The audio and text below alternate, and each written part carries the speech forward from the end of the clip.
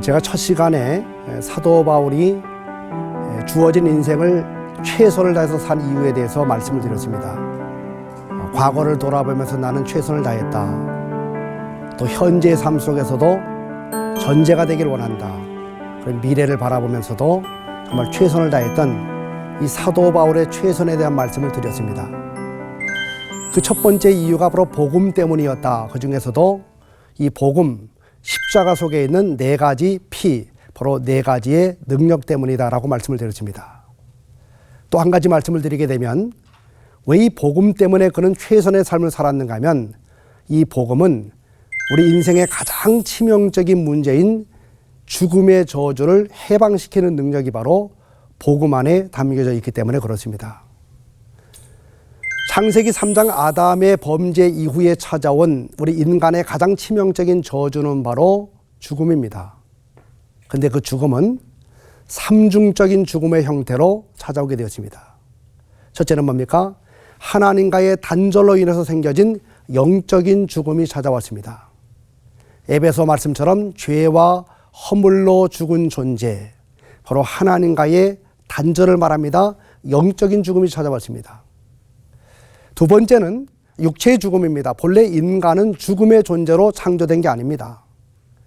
영원히 사는 존재로 창조가 되었지만 바로 아담의 범죄로 인해서 제한된 삶을 살아갑니다. 80세, 90세 혹은 100세가 되면 우리의 영혼과 육체가 분리되는 바로 육체의 죽음이 찾아오게 됩니다. 그리고 세 번째 죽음은 바로 저 지옥에 가서 심판받는 이른바 영원한 죽음이 찾아옵니다. 이 세 가지가 바로 삼중적인 죽음이 바로 인간이 범죄 이후에 맞이하게 된 가장 치명적인 인생의 문제입니다. 이 문제 해결해 보려고 여러 가지 방법을 다 써봤습니다. 한번 착하게 살아가 볼까? 율법을 지켜볼까? 또 철학을 만들어 시도합니다. 해와 달과 별들을 숭배하기도 합니다.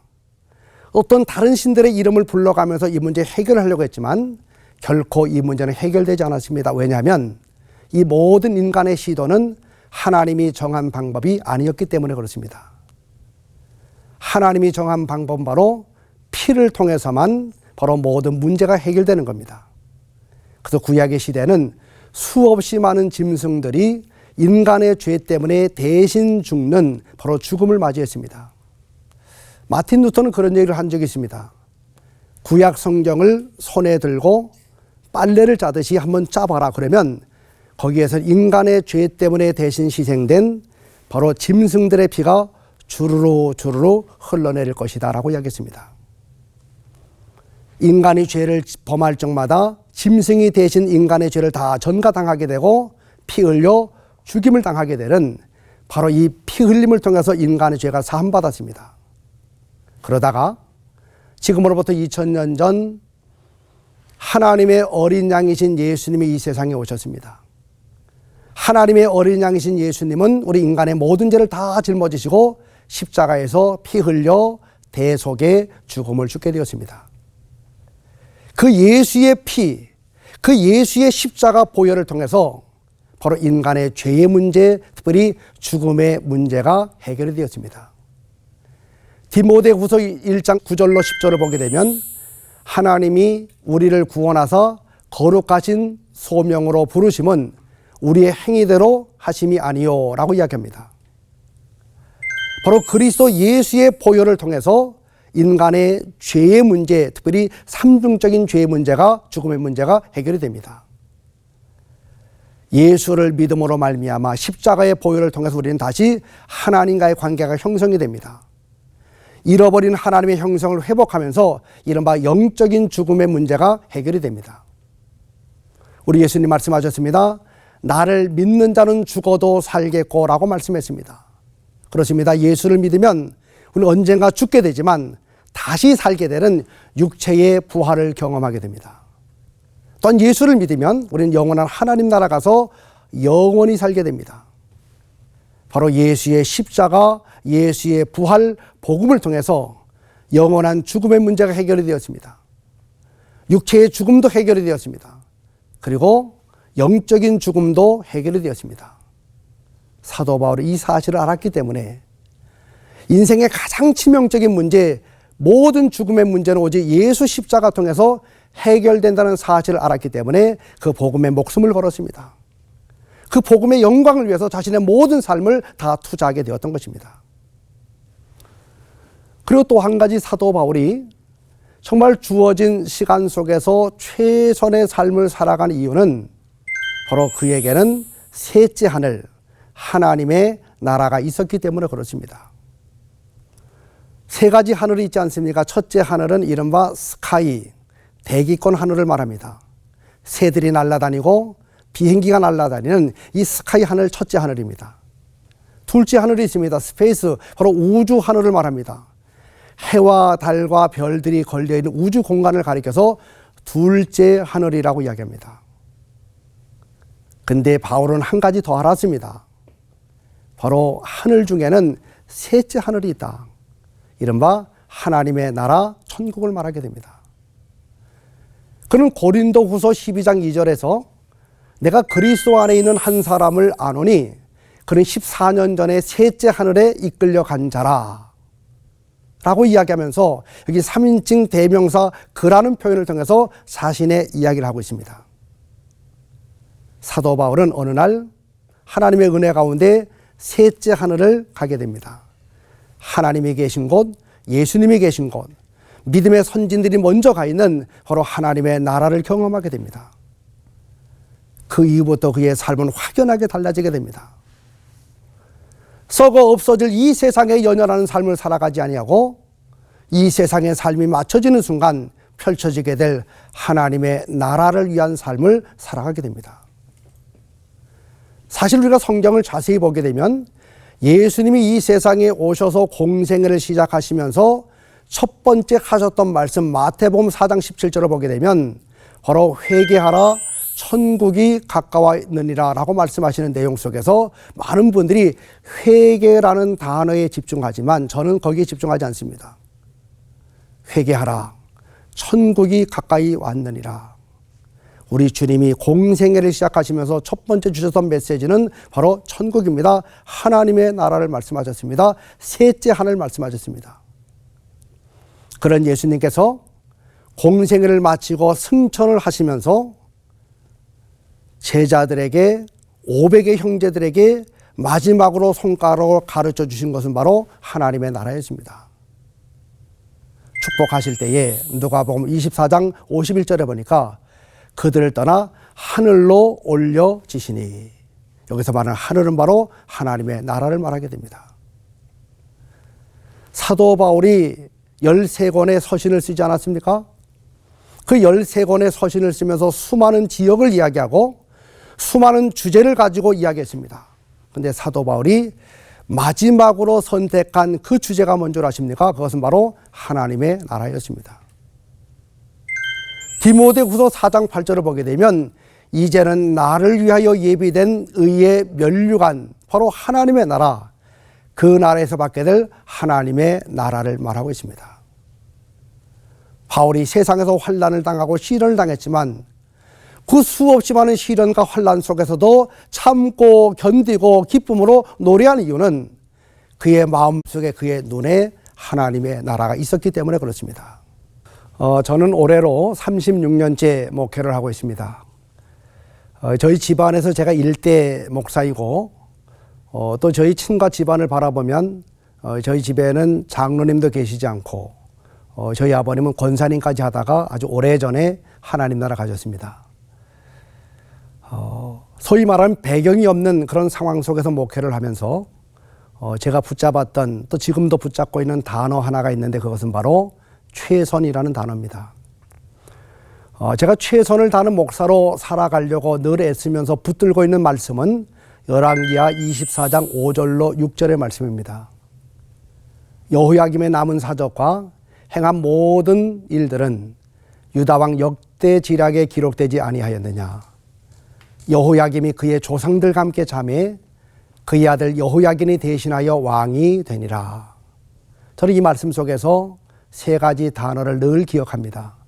첫째는 기록이라는 단어고, 두 번째는 자매라는 단어고, 세 번째는 대신입니다. 첫째로 기록입니다.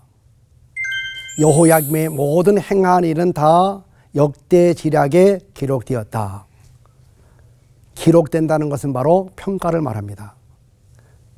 우리는 세 가지 평가에서 자유로울 수가 없습니다. 첫째는 자평, 내가 나 자신에게 평가를 내리는 겁니다.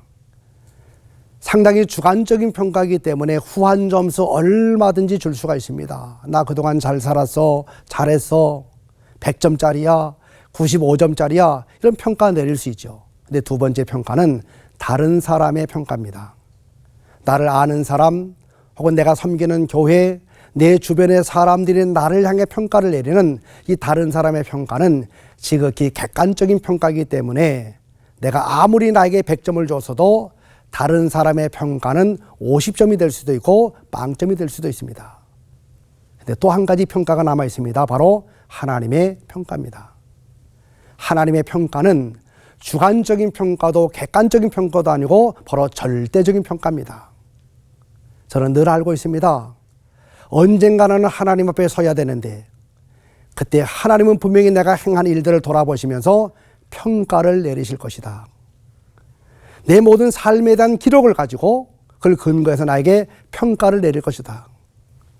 하나님 앞에 서게 되었을 때 이 목사야 참 잘했어, 수고했다 내 종아, 저는 이런 이야기 듣기 위해서 오늘도 최선의 삶을 살아가고 있습니다. 두 번째 단어는 대신입니다. 한 나라의 왕이 죽었을 때 거기서 끝나지 아니하고 하나님은 다른 사람을 세워서 그 왕의 계보를 이어가게 하시는 대신하여라는 그 단어 앞에 설 적마다 제가 늘 외치는 말이 있습니다. 하나님, 나보다 똑똑한 사람 많고 잘난 사람 많은데 저 같은 사람 붙잡아 주시고 써주시니 참 감사합니다. 어떤 일을 행할 적마다 늘 외치는 말은 하나님 오늘도 써주셔서 감사합니다. 제가 목회를 하다 보니까 많은 교우들이 교회를 감당하다가 어떤 시험에 들게 되면 제일 먼저 행하는 것이 뭐냐면 하던 사역을 내팽개치는 겁니다. 하던 사역을 내팽개치면서 많은 사람들이 무슨 이야기 하는가 하면 내가 우리 교회에서 참 소중한 일을 감당해 왔는데 내가 이제 안 할 거다, 그만둘 것이다, 나 때려칠 것이다. 그 다음에 하는 말이 있습니다.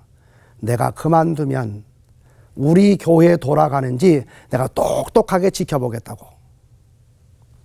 저는 그런 이야기를 들을 적마다 마음에 떠오르는 말씀이 있습니다. 우리 지금 이런 말씀 하셨죠? 사람이 소리쳐야 되는데 사람이 소리치지 아니하면 돌들을 통해서 소리치게 만들겠다. 주님 말씀하셨습니다. 하나님에게는 사람이 참 많습니다. 하나님이 쓰실 목회자들, 하나님이 쓰실 수 있는 장로님들, 권사님들, 집사님들 너무 많습니다. 근데 하나님이 나를 사랑하셔서 내게 그 일을 맡겨주셨다면 내가 해야 될 소중한 일이 뭘까요? 주어진 일에 최선의 삶을 살아가는 겁니다. 그래서 저는 어떤 일이 주어질 적마다 때는 너무 힘들기도 하고 버겁기도 하고 이걸 내가 감당할 수 있을까라는 두려움이 찾아오기도 하지만 그러나 이걸 하나님이 내게 맡겨주셨다라는 생각이 드는 순간 저는 늘 고백합니다. 하나님, 부족한데 연약한데 써주시니 감사합니다. 성령의 권능을 부어주십시오. 그래서 그 일에 최선을 다합니다. 그리고 또 한 가지 단어는 바로 자매라는 단어입니다. 우리 인생이 유구할 것 같지만 언젠가 마지막이 있습니다. 한문에서 죽을 사자는 세 가지로 형성되지 않습니까? 한일자에, 저녁석자에, 비수비자입니다. 죽음이 뭡니까? 하루 저녁에 날라드는 비수와도 같은 것이 바로 죽음입니다.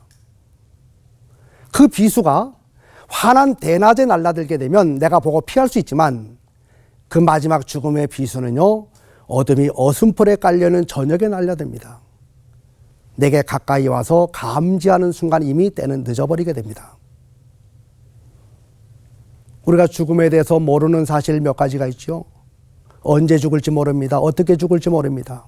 어디에서 죽을지 모릅니다. 아는 사실 세 가지가 있죠. 한 번은 꼭 죽습니다. 혼자서 죽습니다. 아무것도 가지고 가지 못하는 죽음을 맞이해야 됩니다. 저는 인생을 살아가면서 늘 끝을 바라보면서 살아가는 습관을 가지고 있습니다.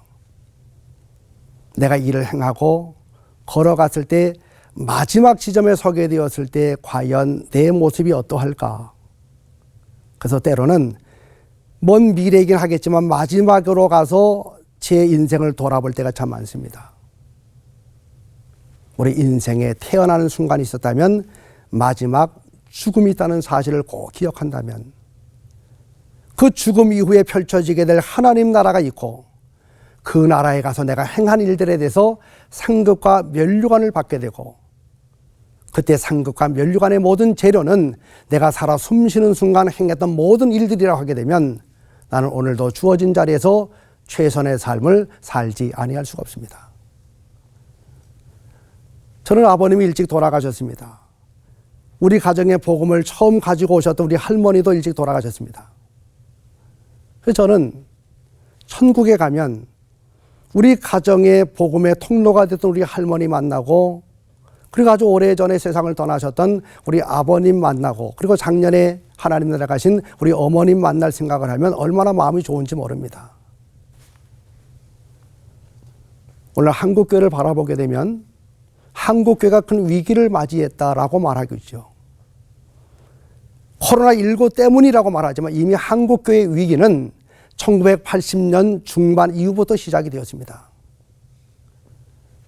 한국교회 성장과 더불어서 우리나라 경제가 성장하게 되었습니다. 교회가 커지게 되고 경제가 좋아지게 되면서 강단에서 어느 순간부터인가 사라지게 된 메시지 주제들이 몇 가지 있습니다. 지옥에 대한 이야기 안 합니다. 천국에 대한 이야기 안 합니다. 또 전도, 회개, 헌금 등등의 이런 주제의 설교들이 다 빠져버리게 되었습니다. 지옥에 대한 설교를 하지 않으니까 내 자식이 예수 믿어도 전도할 생각하지 않습니다. 영원한 하나님의 나라 설교를 하지 않으니까 마치 저 분당이 천당 대신하는 줄 알고 더 아파트를 높이 살자, 또 땅을 넓히자 등등에 집중하고 있습니다. 왜 오늘 많은 성도들이 시시한 모습을 가지고 신앙생활을 하는가 하면 이 마음속에, 삶 속에 하나님의 나라가 없기 때문에 그렇습니다. 천국 하나님의 나라가 희미해지는 순간 그의 신앙도 희미해지게 되고 시시하게 되는 겁니다. 우리 교회는 해외의 교회 건축을 참 많이 하고 있습니다. 교회가 주도적으로 하는 건축은 10% 정도밖에 되지 않고 나머지 90%는 교인들이 어느 지역에 어느 나라의 교회를 세우고 있습니다. 한 권사님 가정이, 한 집사님 가정이, 한 장로님 가정이, 한 평신도가, 심지어는 청년들이 어느 나라에 교회를 세웁니다. 우리는 몇 가지 원칙을 가지고 있습니다. 그 중에 한 가지는 이왕 교회 짓는 거 잘 지어주자. 그래서 그 지역의 랜드마크가 될 수 있도록 우리 한번 잘 지어주자 해서 교회를 잘 지어줍니다. 지금 78번째 교회까지 건축 중에 있습니다. 그 중에 말레이시아 조호바로에 이제 교회가 어느 장로님을 통해서 세워지게 되었습니다. 봉헌팀을 꾸려가지고 말레이시아 조호바로 가서 봉헌 예배를 마치고 이제 그 다음 날부터 싱가포르 지역과 조호바로 지역을 이제 문화 탐방하는 시간을 가지려고 했습니다. 전화가 왔습니다. 우리 권사님 중에 췌장암 말기 환자가 있었는데 젊은 권사님인데 연락이 왔습니다. 담임 목사님 저를 보고 싶다고. 그래서 제가 모든 일정을 다 뒤로 하고 비행기표를 바꾸고 이제 급하게 갔습니다. 신천 세브란스 병원에 제가 갔을 때 이미 그 권사님은 혼수 상태 속에 있었습니다. 몹시 아쉬웠습니다. 그때 그 권사님 부인 집사님 이런 얘기해요. 목사님 오시기 전까지 둘이 이런저런 이야기를 했답니다. 근데 3시부터 이제 정신이 흐려지면서 제가 8시면 도착을 했는데 이미 혼수 상태에 들어가 있습니다. 천국에 대한 이야기를 하고 마지막 임종 기도를 하고 그리고 이제 돌아왔습니다. 그리고 이제 한 15분 정도 후에 그분이 이제 하나님 나라 가셨어요. 장례를 잘 치러드렸습니다. 주일날이 되었습니다. 그 부인 집사님이 저를 찾아와서 감사 인사를 하면서 봉투 2개를 내놔요. 하나는 감사헌금입니다. 뭐냐고 물어봤더니 이 남편 권사님이 새벽 3시까지 정신이 어느 정도 있었는데 한 2시쯤 되었을 때 이렇게 이야기하더래요. 여보, 내가 지금부터 하는 얘기를 잘 적어서 돌아오는 주일에 내 이름으로 감사 헌금을 올려달라고. 그 권사님의 마지막 감사는 내용을 봤더니 천국에 대한 감사였습니다. 구원해 주셔서 감사합니다. 앞으로 영원히 살게 될 하나님 나라 주셔서 감사합니다. 천국 주셔서 감사합니다. 그의 마지막 감사는 바로 천국 하나님 나라에 대한 감사였습니다. 또 하나 봉투를 내놔요. 3천만 원 수표가 들어있습니다. 제보고 이렇게 얘기합니다. 목사님, 이번 장례 때 조의금이 너무 많이 들어왔습니다. 이거 다 쓸 수 없습니다. 그래서 우리 남편의 이름으로 바로 해외에 교회를 건축하기를 원하니까 세워달라고. 우리가 파송한 케냐의 선교사님을 통해서 케냐의 교회를 세웠습니다. 제가 봉헌 예배 드리러 가서 그 얘기했습니다. 이 교회는 바로 늘 천국을 가슴에 품었던 그 천국을 바라보는 권사님과 한 집사님 가정의 헌신을 통해서 세워지게 되었다. 극한 어려움 속에서도 그들 속에 천국이 있었기 때문에 그들의 마지막 감사는 천국에 대한 감사였고, 남편을 먼저 떠나보낸 그 집사님 속에서도 천국이 있었기 때문에 그는 3천만 원의 거금을 들여가지고 교회를 건축하게 되었던 겁니다. 지금 우리 속에 천국이 있습니까? 하나님의 나라가 분명하면 확실하고도 분명한 신앙의 삶을 얼마든지 살아갈 수가 있습니다. 우리 다시 한번 돌아보십시오. 내 안에 하나님의 나라가 있는가? 내 눈에, 내 말 속에 하나님 나라 천국이 있는가? 다시 한번 돌아볼 수 있는 기회가 되었으면 참으로 좋겠습니다. 사도 바울이 이처럼 정말 과거의 삶 속에서도 최선을 다하고 주어진 현재 시간 속에서도 최선을 다하고 남아있는 미래를 바라보면서도 최선의 삶을 살았습니다. 그 이유는 두 가지 아니겠습니까? 첫째는 복음에 대한 확신, 복음의 능력, 복음의 은혜에 대한 확신을 가지고 있었기 때문에 그것이 가능했고, 그리고 또 한 가지는 그의 마음속에 늘 불타올랐던 하나님 나라에 대한 확신 때문에 가능했습니다. 우리도 이 세상을 멋지게 살아가고 우리의 마지막 신앙의 고백이 바울의 고백이 우리의 고백이 되기를 바라면서 한 손에는 복음을 붙들고 살아가고 또 한 손에는 하나님 나라 천국을 붙들고 살아가는 여러분들 모두가 되기를 주의 이름으로 간절히 부탁드립니다.